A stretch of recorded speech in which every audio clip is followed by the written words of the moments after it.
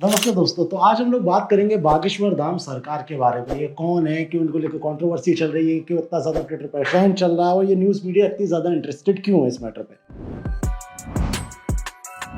तो भाई सबसे पहली चीज तो आप लोग ये क्लियर रखिएगा कि बागेश्वर धाम एक मंदिर का नाम है और उसमें जो आचार्य जी बैठते हैं, जो पीठाधीश बैठते हैं, जो लोगों के बारे में बताते हैं, उनका नाम है धीरेन्द्र कृष्ण शास्त्री। ये दोनों अलग अलग लोग हैं। अब बागेश्वर धाम की अगर हम लोग बात करें तो एमपी के छतरपुर में एक गाँव आता है जिसका नाम है गड़ा। उस गड़ा गाँव की पहाड़ी पे एक छोटा सा मंदिर बना हुआ है जो आज से नहीं कई सालों पुराना है। आज से लगभग 50-60 साल पहले भी वहां पे दरबार लगा करता था और वो दरबार लगाते थे दादा गुरु कौन? जी हाँ, धीरेन्द्र कृष्ण शास्त्री जी के दादाजी। धीरेन्द्र जी के जो पिताजी थे वो किसानी में थोड़े से ज्यादा इंटरेस्टेड थे और इसीलिए उन्होंने भैया धाम में ज्यादा इंटरेस्ट नहीं लिया, वो आचार्य की भूमिका में नहीं दिखाई दिए। लेकिन जो हमारे धीरेन्द्र शास्त्री जी थे, इनको धर्म को लेकर थोड़ा सा ज्यादा लगाव था और उन्होंने आचार्य की तरफ अपना ध्यान दिया और तपस्या करके सिद्धि प्राप्त करी और उसके बाद यहाँ पे लगने लगा दरबार। जो लगाने लगे कौन? धीरेन्द्र कृष्ण शास्त्री जी। छतरपुर का एक छोटा सा गाँव गड़ा, जिसको कल तक कोई नहीं जानता था, जब से वहां पे दरबार लगना शुरू हुआ और लॉकडाउन के बाद जिस तरीके से हम लोगों ने सोशल मीडिया का ज्यादा इस्तेमाल शुरू कर दिया, उसी समय ये एक छोटी सी जगह आज की डेट में चर्चा का विषय बन गई। लाखों लोग गड़ा जाते हैं, वहां पे दर्शन करते हैं और आसपास का जितना भी एरिया है जहाँ की जमीन की कीमत कुछ भी नहीं थी, आज की डेट में लाखों में वहां पे जमीनें बिक रही हैं। एक मंदिर के साथ साथ गड़ा जगह आज की डेट में एक अर्निंग हब भी बन गया और शायद ये आपको कोई ने बताया नहीं होगा, लेकिन मैंने सोचा मैं बता दूं क्योंकि आज की डेट में नेगेटिविटी ज्यादा चल रही है, जिसको हम एक एक करके क्लियर करेंगे।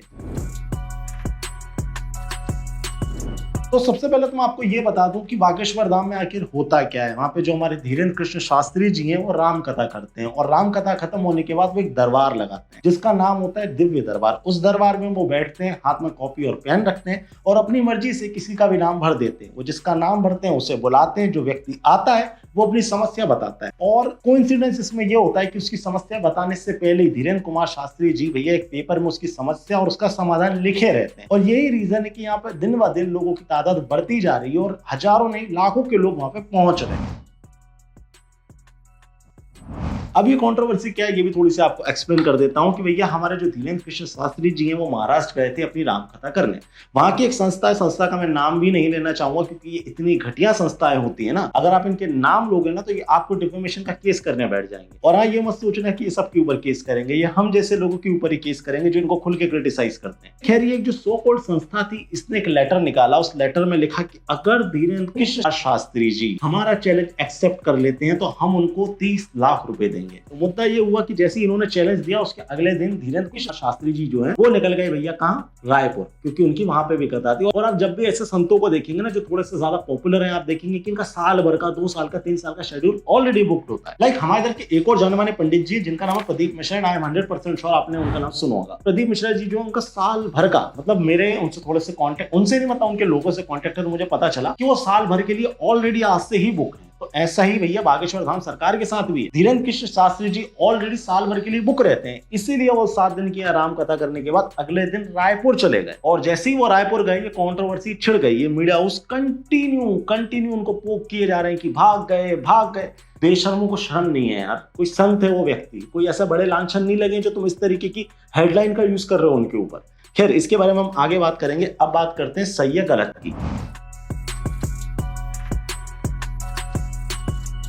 नाउ यहाँ पे सही क्या है गलत क्या है ये कोई भी एक्सप्लेन नहीं कर सकता भाई। देखो ऐसा है, ये बात 2 लोगों के बीच की है जिसमें हम लोग कुछ भी नहीं कर सकते हैं। फॉर एग्जाम्पल, धीरेन्द्र कृष्ण शास्त्री जी हैं, उनको बताना आता है, वो एक बाबा है, सिद्ध बाबा, और उनके पास एक पीड़ित जाता है, एक व्यक्ति जो अपनी समस्या उनको बताता है। उसके बाद वो समस्या अगर सॉल्व हो जाती है तो बहुत अच्छी बात है, और इनकेस अगर नहीं होती है तो वो पीड़ित जब भैया मीडिया के सामने आएगा और बोलेगा कि मुझसे धीरेन्द्र कृष्ण शास्त्री जी ने 5 लाख रुपए लिए या 10 लाख रुपए लिए और मुझे भैया नुस्खा दिया और उसके बाद मेरी समस्या हल नहीं हुई, मेरे साथ फ्रॉड हुआ है, तब आप बोल सकते हो कि हाँ किसी के साथ फ्रॉड हुआ है। लेकिन जब तक इन दोनों में से एक व्यक्ति खुल के नहीं बोलेगा कि मेरे साथ फ्रॉड हुआ है या मैंने फ्रॉड किया है, आप कह ही नहीं सकते भाई। आपको और सिंपल शब्दों में अगर मैं समझाना चाहूँ तो ऐसा समझ लो, मैं डायमंड पहनता हूँ, ठीक है, और मुझे पता है डायमंड के क्या प्रभाव होते हैं और क्या नुकसान होते हैं, ये मुझे पता है। अगर मान लो प्रभाव होने लगे तो मेरे साथ होंगे, नुकसान होंगे तो मेरे साथ होंगे। मुझे लग रहा है कि डायमंड पहनने से फायदा होगा तो ये मैं जानता हूं, अगर नुकसान होगा तो मैं जानता हूं। कोई दूसरा व्यक्ति आके ये नहीं कह सकता कि प्रूफ दे कि तुझे इस डायमंड से पैसा ही मिलेगा। नहीं है, तू प्रूफ दे कि मुझे इस डायमंड से पैसा नहीं मिलेगा तो मैं मान जाऊं। समझे बात को? अगर नहीं समझो तो सॉरी, मैं और ज्यादा एक्सप्लेन नहीं कर सकता। जो लोग सिद्धि के ऊपर सवाल उठा रहे हैं या फिर प्रूफ मांग रहे हैं तो उनको प्रूफ देना कोई बनता ही नहीं है। मैं भगवान के पास जा रहा हूँ कोई चीज मांगने, भगवान ने दे दी तो ठीक है, नहीं दी तो ठीक है, ये हम दोनों का विषय, है ना मेरा और भगवान का। अब कोई व्यक्ति आके बोले कि तू प्रूफ दे कि तू भगवान के पास जा रहा तो तेरी इच्छा पूरी होगी, मैं कहां से दूंगा प्रूफ भाई? वो मेरे और भगवान का विषय है ना, या फिर तू प्रूफ दे दे कि भगवान तेरी इच्छा पूरी करेंगे ही नहीं, तू मांग के देख ले।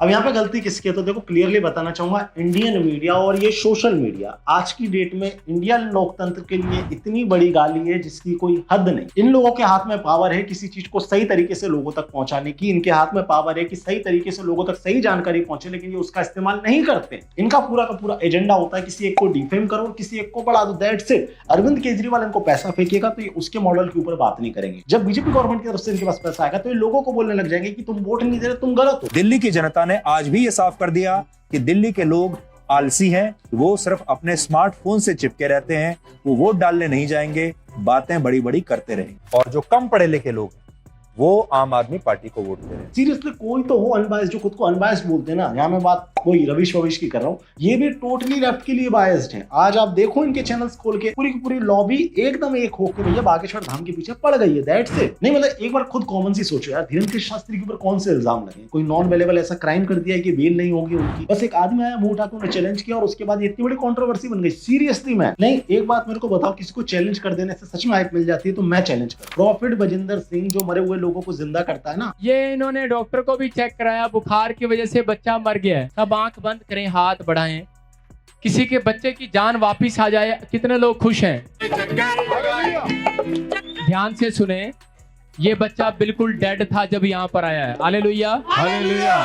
प्रॉफिट बजिंदर सिंह एमपी आए, पूरी सिक्योरिटी सम्राट गौर उसको देगा, साथ में जैसा मुर्दा वो मंगाएगा, 5 मिनट पहले मरा हुआ, 10 मिनट पहले मरा हुआ, 15 मिनट पहले मरा हुआ, 1 दिन पहले मरा हुआ, जिस तरीके का भी मुर्दा उसको लगेगा मैं ला के दूंगा। वो जिंदा करके दिखाए, 30 लाख दे दीजिए सस्ता, मैं 50 लाख दूंगा, कर दूंगा। मेरे को अरेंज करने में कर दूंगा, क्राउड फंडिंग करके करूंगा, 50 लाख रुपए दूंगा, ये मेरी जिम्मेदारी है, ठीक है। ओपन चैलेंज दे रहा हूँ, प्रॉफिट बजिंदर सिंह जी आए, आपको जिस तरीके से मेरे बात करनी है, अगर आप मेरे से बात करना चाहते हो तो मैं आपको नंबर दे दूंगा, आप डेफिनेटली मुझे कॉल कीजिए। FIR के टाइम तो वैसे आपको मेरा नंबर मिल गया था, तो प्लीज प्रॉफिट बजिंदर सिंह जी अगर आप इस वीडियो को देख रहे हैं तो मैं आपको ओपन चैलेंज कर रहा हूं, 50 लाख रुपए दूंगा, एक मुर्दे को जिंदा करके दिखाओ। जिंदगी भर इस चैनल पे, मेन चैनल पे, फेसबुक पे, इंस्टाग्राम पे पूरी जिंदगी भर यीशु यीशु करूंगा। आप आइए मध्य प्रदेश। मैं जानता हूं इस चैलेंज का कोई सेंस नहीं बनेगा। कितने लोग देखेंगे? 20,000, 30,000, 50,000, इससे ज्यादा कोई लोग देखने नहीं वाले। इंडियन मीडिया को इसमें कोई इंटरेस्ट ही नहीं रहेगा। क्यों?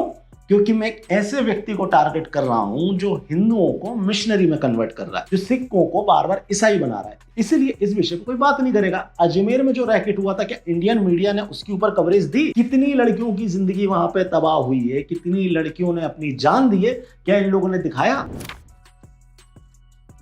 अब ना यहाँ पर आप लोग यही जानना चाह रहे होंगे कि भैया मैं किसके साथ खड़ा हुआ हूँ, बागेश्वर धाम सरकार वाले धीरेन्द्र कृष्ण शास्त्री जी के साथ या उन लोगों के साथ जो इनको अंधविश्वासी बता रहे हैं। तो देखो यहाँ पर पॉइंट ये है कि बागेश्वर धाम का जो मंदिर है उसके लिए मेरी आस्था है और रहेंगी, और यही उम्मीद मैं आप लोगों से भी करता हूँ। इनफैक्ट धीरेन्द्र कृष्ण शास्त्री जी भी कई बार बोल चुके हैं कि भैया मुझे मत मानो, यहाँ पे जो बालाजी सरकार बैठे हैं उन्हें मानो, उन्हें मानोगे तो मैं तुम्हें अपने आप ही मिल जाऊंगा। तो देखो भैया मेरा स्टैंड एकदम क्लियर है, मैं किसी इंसान को अपना गुरु मान सकता हूँ और गुरु मानूंगा तो सम्मान भी करूंगा, लेकिन किसी भी कंडीशन पे मैं किसी इंसान को भगवान नहीं मान सकता। गुरु कई बार सही भी करते हैं, हो सकता है कई बार गलत भी कर दें, लेकिन भगवान आपके साथ कभी गलत नहीं करेंगे। और भगवान अब जब इस धरती पे आएंगे तो कलगी के रूप में ही आएंगे। तो हाथ जोड़ के विनती है कि इंसान को भगवान मत मानो। इंसान को जब भगवान मानते हो तो उसकी गलत चीजों को भी डिफेंड करने लग जाते हो, जैसे कि राम रहीम सिंह इंसान के केस में हुआ। अभी वो पैरोल पे 20-20 दिन के लिए बाहर निकलता है और लोग आज भी उसके सामने जाके अपना सर झुकाते हैं, जबकि बलात्कार के आरोप उसके ऊपर लग गए, प्रूव हो गए, सिद्ध हो गए कि उसने हत्या की है, बलात्कार किए, लेकिन उसके बाद भी लोग उसके साथ खड़े हुए हैं। क्यों? क्योंकि लोग उसे भगवान मानते हैं। यही रीजन है। तो हाथ जोड़ के विनती है कि इंसान को गुरु मानो ज्यादा से ज्यादा,